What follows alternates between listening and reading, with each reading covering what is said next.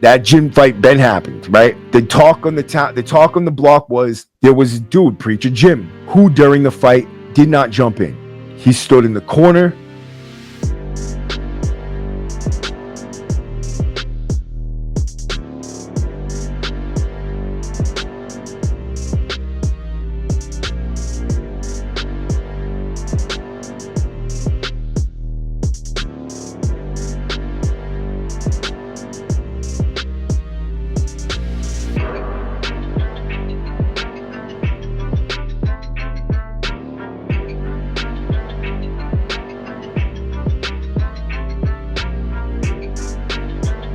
Back to the W number. Tonight I got an epic story, one that involves violent fights. Matter of fact, this fight, the gym fight, not the one between the Blood and the Kings that we had talked about just a few weeks ago on this channel or just a few days ago on this channel with my boy Joey. I'm talking about the one that I did a live on and broke down for you, right? There was a guy that was supposed to be involved in that fight. His name was Preacher Jim. He was a deeply spiritual person, not before he committed his crime though, which is something that a lot of people took issue with. There's a lot of different aspects to this story. One of them is that he became very Christian only after he was alleged to have murdered somebody in broad day on camera in the projects, in front of little children, and a lot of different aspects to that case itself that are controversial. People didn't like much. The man was a killer, allegedly a killer. He did his dirt. He was a city kid from C-Town. A lot of people out there knew him. Some people that I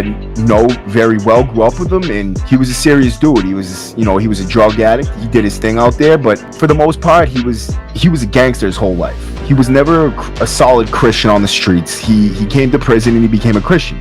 Does that, in my mind, make him a bad person? No, I don't think so at all. I think that anything that can take you and make you a better person, no matter where you are or at what point in your life, I think that you should do that. You should take that route, because not only will Jesus save your soul, but he will also save your life here on earth, because he can take you and make you into something completely different. He sets your life on the path that it was supposed to be on in the first place, because we all have a destined path. If we are doing the right thing, if we're in the place that we're supposed to be in life, doing what we're supposed to be in life, living by the means that he created us for, I think that we have a set path.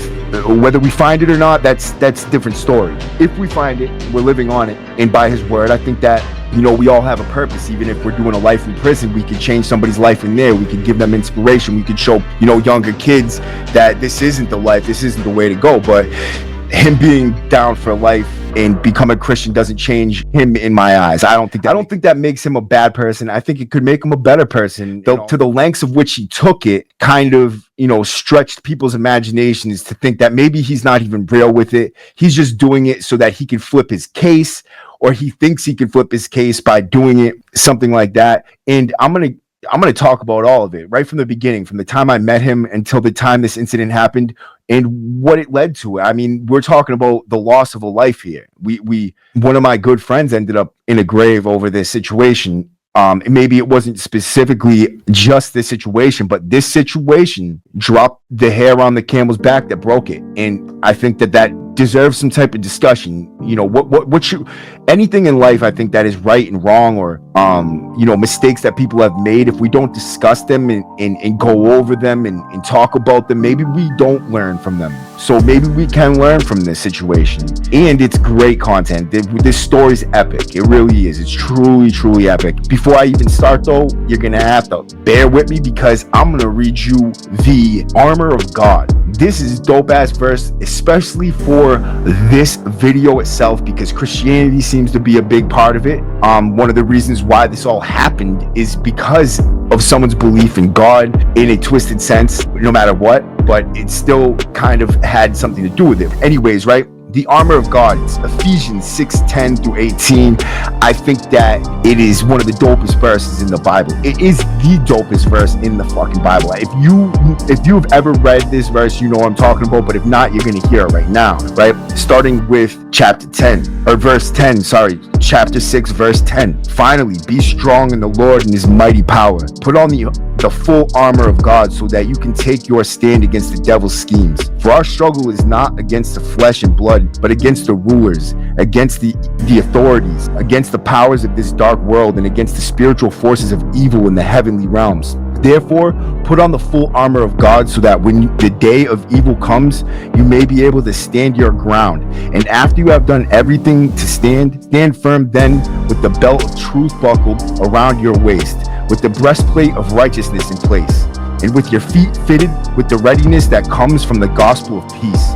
In addition to all this, take up the shield of faith with which you can extinguish all the flaming arrows of the evil one. Take the helmet of salvation and the sword of the Spirit, which is the word of God, and pray in the Spirit on all occasions with all kinds of prayers and requests. With this in mind, be alert and always keep on praying for all the Lord's people.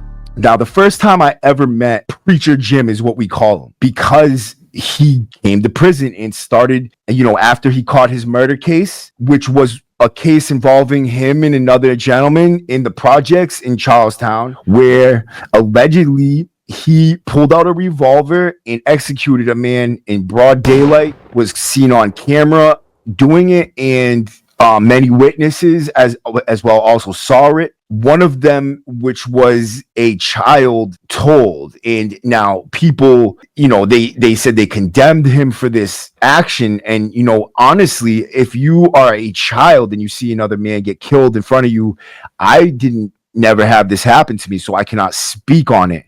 But do you condemn that child? A little child. I think that the kid doesn't even know yet. He was, small kid, and he just witnessed a man's brains blown on the pavement.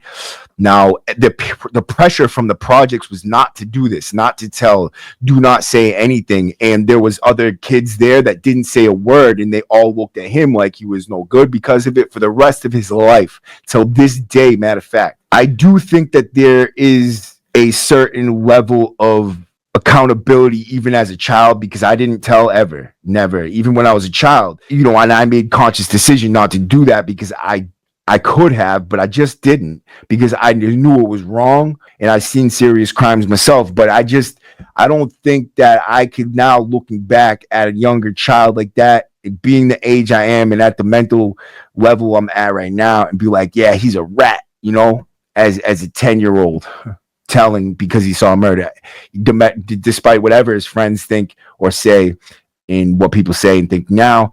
I guess that's going to be something that stains your life forever. So if you ever make a conscious decision to tell, even as a young child, remember that this person still lives with that stigma till this day. Now, if you're a grown man and you're committing crimes and you tell, you are a snitch. You're a rat. You deserve whatever you got coming to you. Let me get to this story, man. This story is crazy, right? So he goes to prison. When he goes in, he's waiting trial on this murder. He decides that the sword of Jesus Christ is going to be his weapon, his armor against this murder. So he takes up the cross with a vengeance. He starts passing out the pamphlets from the chapel. He goes to the chapel and he takes all the pamphlets and hands them out to any newbies, which we call incomings. When they first come in, you'll hear someone yell, "Incoming!" And then you'll quickly hear like 10 more people say, "Incoming!" And that's just how we mark someone coming into the block, whether they're new to prison or not. That's just an incoming.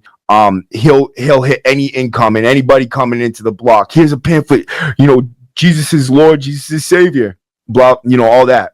And they would look at him like, who are you? And thanks, but like, I don't believe in this, or oh, thank you, I appreciate this so much, I believe in God, whatever they do. But he would push it on people like, they wanted it, and without them asking. And that was almost kind of like people intrusive, and people didn't really like it, and he used to come to me and give me all these pamphlets, and I at the time I didn't believe in God one way or the other, so I didn't really care for those pamphlets. I would use some of them to roll joints, and I just didn't, it didn't faze me one way or the other. I'm neither mad nor happy that he brought me these things. But other people would get a little upset. They'd be like, I don't care about this. Get this away from me. Get this fuck away from me. And he would take it on the chin because he was a devout follower of Christ now. He would not get in fights, things like that. But I did hear him several times, saying things like, yeah, I will fuck him up. Like he was still living half in, half out of the gangster life. And when you're in prison, you don't get that choice, honestly. You don't get to say, I'm not going to jump in this fight because I believe in Christ while your friend's getting butchered on the floor. What's really right? You help that man. I don't care if you believe in Christ or not. Christ would tell you, help your friend. Be there for your friend to stop his murder, stop his vicious beating, whatever it is. Be there for your friends. Be loyal to your friends. That is a virtue. That is not a sin. I don't believe in my eyes. I don't condone violence, but I do condone you being there for your friends who are in violent situations that they did not choose to be in. With that said, he was moving past this whole life of crime and trying to represent the word of Christ to the fullest. And he did so to the point where he created a situation that resulted in the death of another man by his own hand. I like what I would like to say about that as well, is that do not ever take your life. As you're gonna see about what happened here, this kid had potential. He was not in any way, he should have never did this. It was so dumb. I'm sorry. I loved the kid.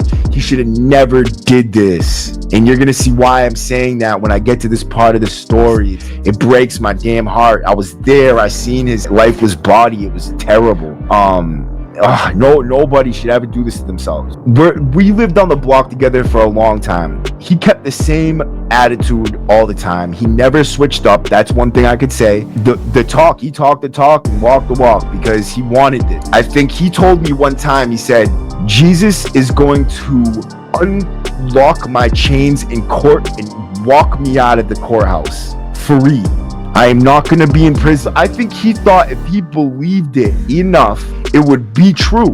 And the Bible does tell you, like, your belief, your faith is what dictates what Jesus will do for you in most ways. Like, if you believe Jesus will do it and you ask him on your knees with all humbleness, he will provide that request. It's a prayer, answering your prayers, but Jesus answers your prayers in his own way. He doesn't always answer them in the ways that you want or how you ask for it. And I don't think that he knocks chains off and lets you out of prison unless you are in there in his name, not for murdering another man in cold blood in front of the whole world.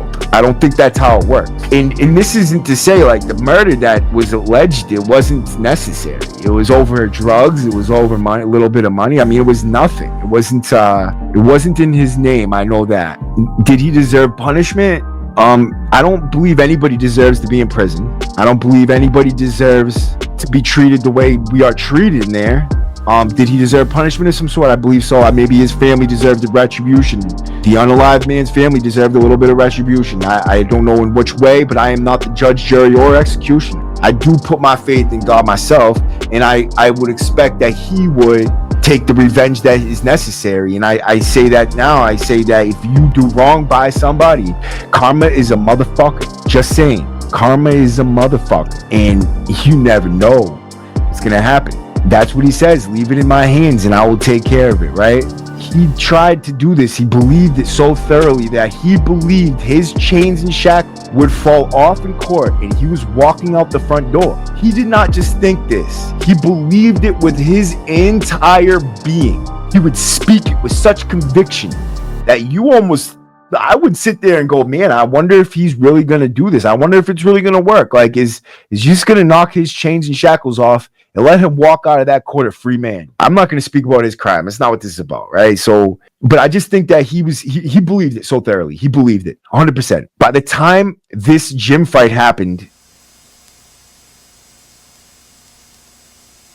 we were all together for a year or so, right, on the unit. And he was so into his faith that at this time, I had been watching him go faithfully to that church every Sunday and Wednesday night when they did like a different service up there. It was like he was hitting every service he could. He was on his knees faithfully morning, noon, and night. He was reading the Bible all the time, and he was so into it. He's just completely enveloped in it, in a way that a monk would be. And he allowed himself to be taken by the belief that he would walk out of Court of Free Man.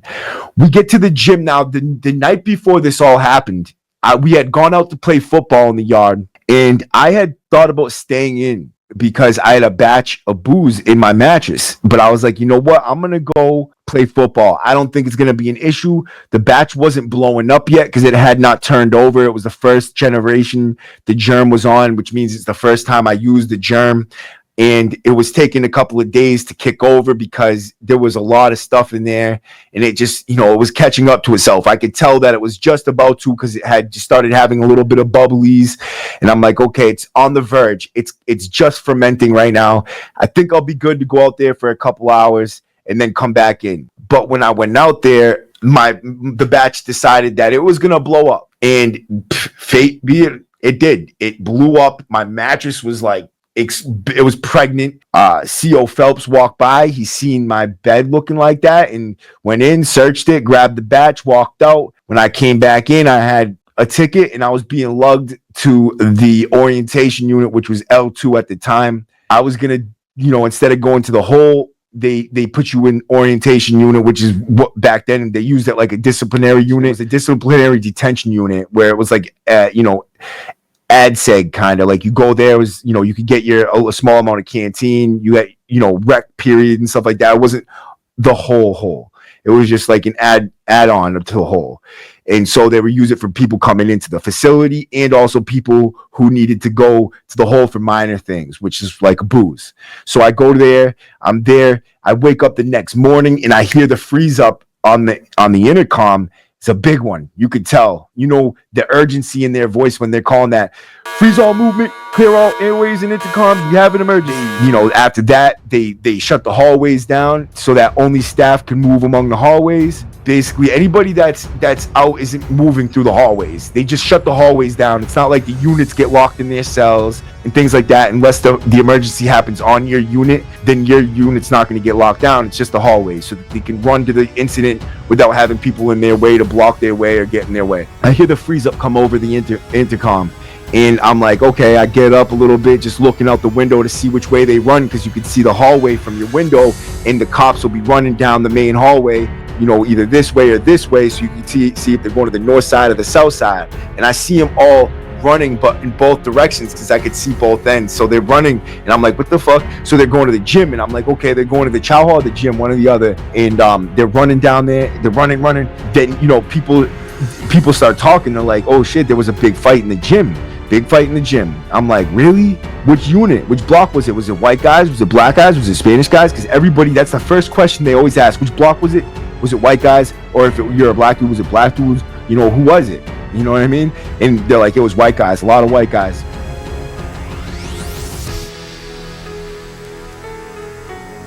And we were like, oh man, And so I instantly was like, it's got to be my friends, because it was in N2P2, which was my quay, and it was white guys. It's got to be my friends. Everybody over there was, mostly my friends. And so I'm like, I start looking into a little bit, and I start finding out little snippets of information. I come to find out that it was all my friends. In the gym, they got into this big brawl because everybody was in the hole. They lugged 22 guys, 11 from this side, 11 from that side. They're all in the hole. So I got sent to G2 on that one. I got sent all the way to the other side of the facility for that fight. After I got caught with the batch and that fight happened, they sent me to G2.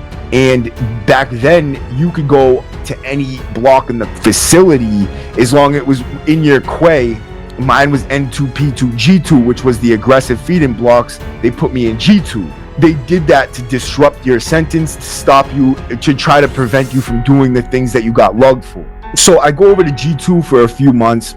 I end up getting lugged, and I end up going over to H2, the orientation unit. And when I went over there at that time, that's the time where CJ got stabbed. I got lugged for headbutting the breathalyzer machine and then calling the nurse. In that stretch of time, those few weeks I was over there, one of my friends, his name, we're gonna call us by his first name only, Sean, because everybody used his last name. And then my other friend, who is also gone, was over there with him. They were best friends. They were both from the same city, which was Charlestown. And they were great friends of mine, and they were great friends to each other. And they were very, very close to each other, these two. Anywhere they went, they pretty much went together. They were, always hanging out. If they were together on the unit, they were together all the time.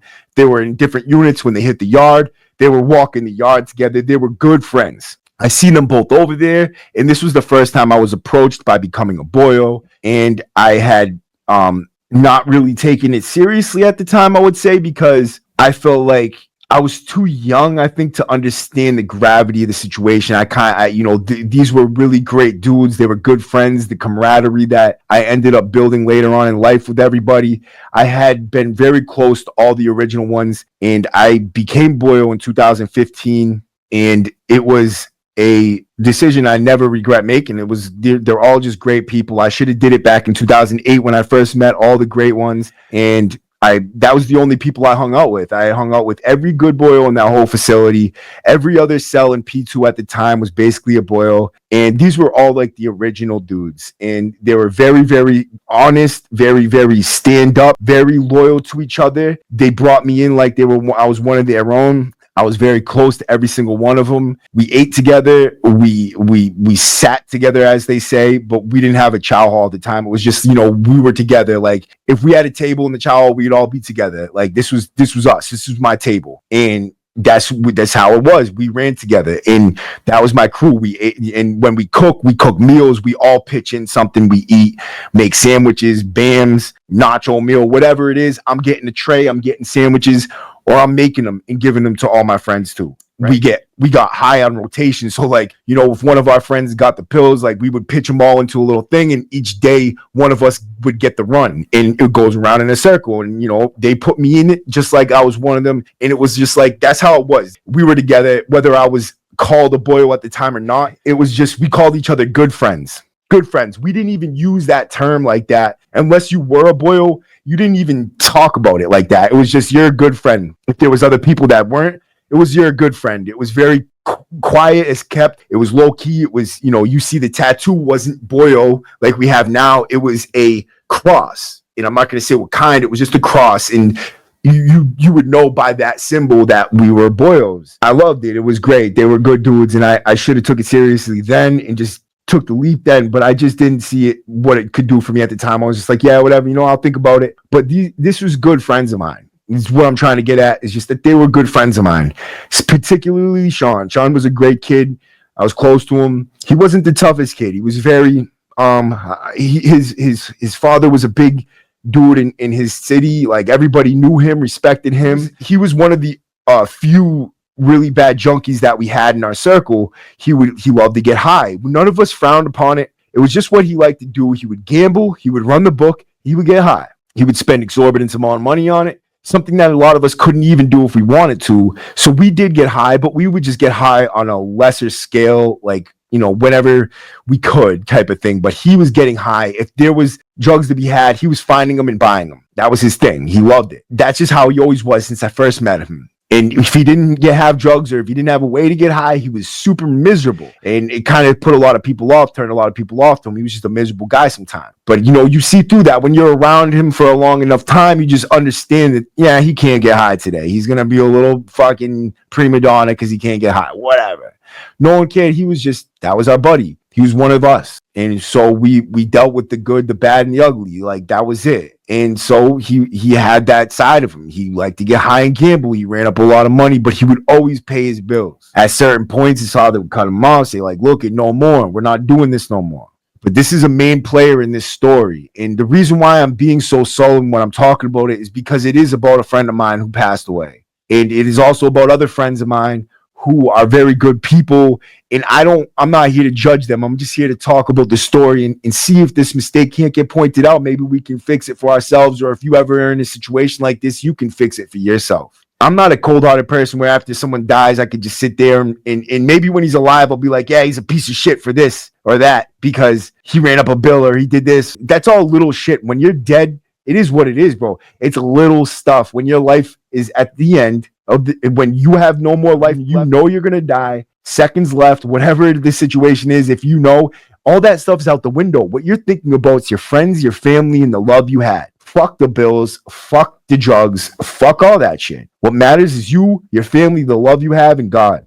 You don't think about anything else. So the way I live my life is by those principles right there. The things that I'm going to think about the second I'm about to die, and I know I'm going to die. Why else should anybody live in any other way? Fast forward a little bit. That was kind of rewinding back to the situation, like, just going into history. He goes over to N2. I'm still on G2 I go back to G2 for a little bit before I end up getting into a fight. I get lugged back over and I'm in N2. And now we're all together again. I'm celled up with a couple of my friends. I'm celled up with one of my friends. We have a bunch of our friends on the unit, but there's also newer guys in there that I had not met yet that came over from Walpole during the double bunking situation. And I was just getting introduced to these guys. There was good dudes, all old school convicts that are serious dudes. There was a lot of very bad violence at this time, very bad stabbings, things like this. We all had weapons. We all had a chip on our shoulder. We could all feel the tension on the block like a fucking drum string. You had to be on point at all times, and that stress could be a little bit much for certain people. That gym fight then happened, right? The talk on the block was there was a dude, Preacher Jim, who during the fight did not jump in. He stood in the corner. And I don't know if he was praying or if he was just standing there because he didn't want to get involved. I don't know why, if he was scared, in all honesty. I don't know. Don't know what he was thinking. But all I do know is that nobody liked it. People were sending kites out of the hole like, yo, this dude just stood there and watched us all get in a fight. He was literally probably one of the only white dudes who did not jump in. There was another one who got lugged with us all, who's also passed away now. But he just took his shirt off and walked around acting like he was in it, told stories about how he did this and that. But at least he acted like one of the crew, like, even if it was lame as hell. But this dude didn't even act.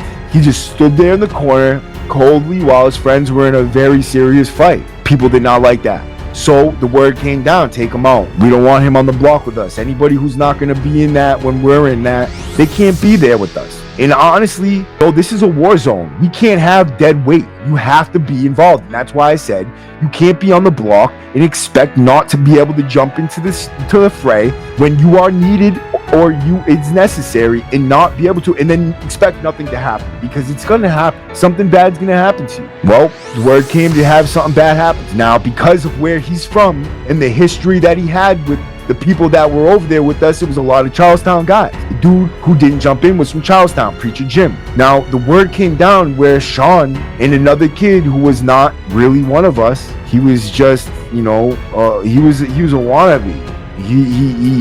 He was dirty in a way, like, and what happened is, and I'm gonna get into it, someone told, and now I can't say for 100% fact this person did it or that person did it for sure, but it does not look good. And because of the way it happened, it made somebody that I like and care about look bad too. Word comes down to take this dude out. The two people that are supposed to do it, Sean and another kid, we'll call him KH, right?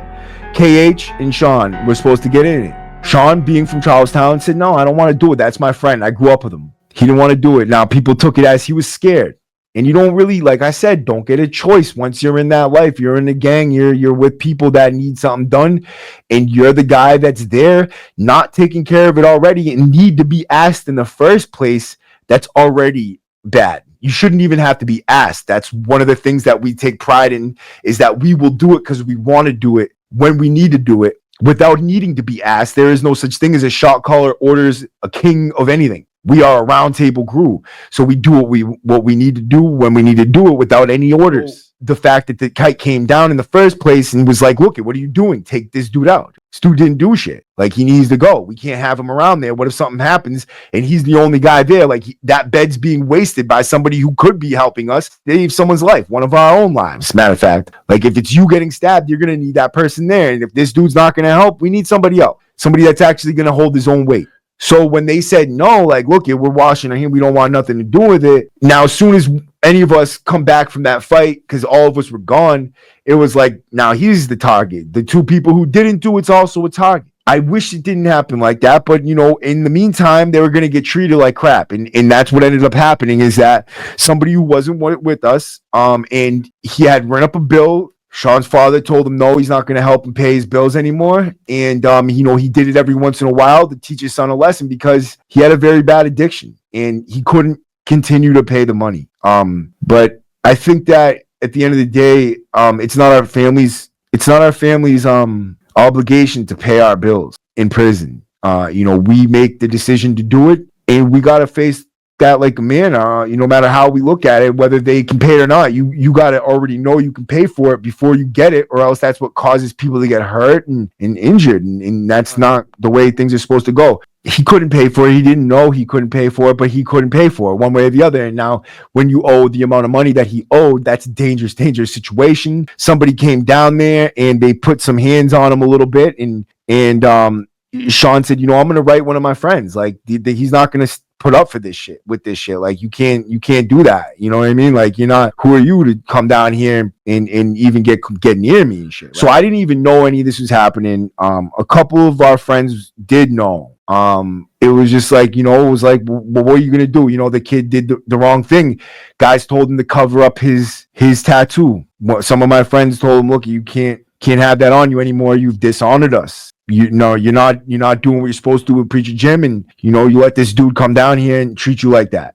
So you got to cover it up. Unfortunately, when the doors opened at 8.5 years into a 10-year sentence for he robbed an armored car. He took his own life, and it was tragic. I'll tell you. So what happened was, the doors closed after all this happened. My boy came in. He was my cellie. He was like, this is what happened, bro. And I was like, really? It is what it is. It's a very touchy situation. I don't like that it happened.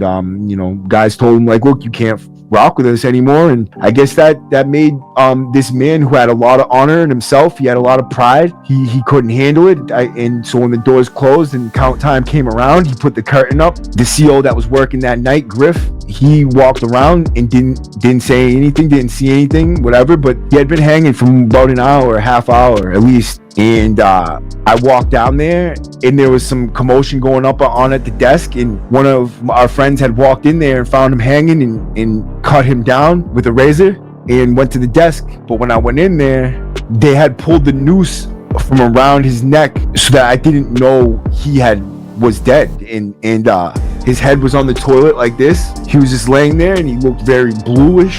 I tapped him. I was gonna ask him for his Klonopins. I tapped his head and he didn't move. I was like, Sean, Sean. I looked at his room. I seen a half drinking Coca-Cola on the desk and nothing else in there. It was like some trash, nothing else. It was like he gave everything away for drugs or something before he went. The administration had taken him off a medication they should have never taken him off and put him on a narcotic medication instead, which makes no sense to me. They took him off of gabapentin or Neurontin, which is something that helped him tremendously, and put him on Klonopin for abusing drugs. Come on. He had OD'd 5 times and they put him on Klonopins and took him off gabapentins and put him on Klonopins. Makes no sense to me, but that's what they did. And I think that's one of the things that contributed to his death. I think that the fact that they took him off that gabapentin sent him into a deep depression. It took away his stamina, his lust for life, because he used to be a very prideful person. He would fight. He would do whatever he had to do. But when they took him off that, it's kind of like he turned gray, got very depressed and sullen and quiet. Then the thing happened with the money and his father, and then the thing with us telling him like, no. Preacher Jim, seen the writing on the wall. He ended up getting moved to Norfolk somehow, pretty much right around that time, and we never seen him again. Responsible. At the end of the day, I think that Preacher Jim's actions contributed to this in a major way. They did. Now, whether it's his fault or not, no, I don't think it's his fault. Everybody makes their own decisions. But if he had jumped in that fight, word would have never came down, and those 2 dudes who word came down to ended up getting lugged for something. And when they got lugged, I don't remember what it was for, but they got lugged. And after they got lugged, somebody told the Yip something, and they came and they grabbed the knives that we had stashed on the unit. Now, one of those dudes never came back. He went to a medium. My friend Sean did come back, which leads me to the absolute belief, and I know he would never tell on these things, dude. He was not like that. He wasn't scared like that. He chose not to do this with Jim because of the situation, but he was not scared. He just didn't want to be involved in that one particular thing. He had been going to DDU in the hole for stabbings and fights before this. There was no reason for him not to. He wasn't scared. It was just that he didn't want to be involved in that. So when he got lugged, I believe it was KH who dropped the kite on them both to take the suspicion off of just him and make it seem like it could have been either one of them. Then KH told on those knives, and Sean got moved to a medium. KH got moved to a medium along with Preacher Jim, who they also found out about the situation that was supposed to happen with him, which is why they moved him out of there. And boom, this kid goes to the medium. Sean comes back to the unit to deal with all the bullshit. That's not something that happens for a rat. So I know it wasn't him. It was definitely the other kid.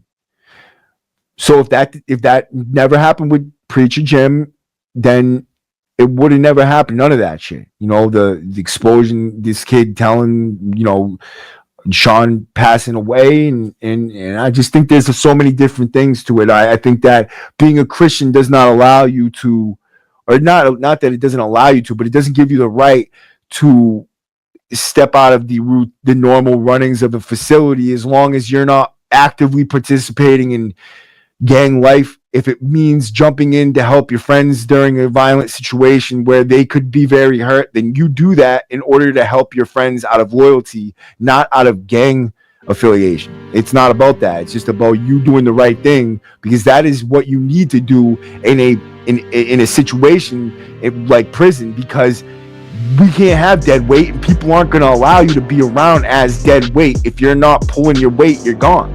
So why would you think that just because you pray, you could do that? I believe that prayer and Jesus and God, they are essential to being on the right path. But as far as doing what you have to do normally, I take the Buddhist route with that.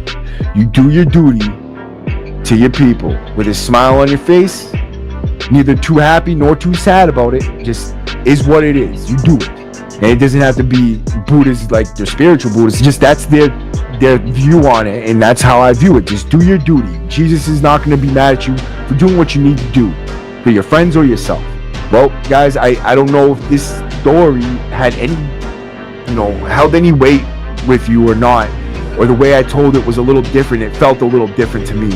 Just very close to home. Something I will never get out of my mind. Just never be able to stop seeing my friend's head on the toilet there, when I touched him and I was cold. It was just something I'll never forget. And just seeing that half a bottle of Coke on his desk and just the whole situation, it was very, very sad. And when a good friend of yours takes his life like that and finds out like his life is no longer worth living 2 months before, less than 2 years before you go home, after almost a decade in prison, to do it right before you go home blows my mind, man. Took a good person away from this world. I think that the finality of something like that, you should really think about, because that is a permanent solution to a temporary problem. As cliche as that is, it's true as fuck. Things are not always going to be bad. They're not always going to be good, but they're not always going to be bad. Don't let that become you. With that said, I appreciate everybody who showed up tonight. As you can see at the bottom of my screen, there's a scroll. If you want to help, please do. The channel needs to stay alive. If you want to become a member, you can hit the button underneath and click more. And then in the description, there will be a join where it says W number with a little YouTube icon. Click that, and then you could go to buy membership. Buy the membership for $2.99. I put up posts every day called the Inner Circle posts, where I put amazing information, take a lot of time to write it, put a lot of work into it. So please show up, watch that. You'll love it. You'll love it. I'm not lying. Anybody who's ever been a member to my channel loves that shit. So do that and you'll love it. You won't regret it. I appreciate everybody who showed up tonight. W number. Ow.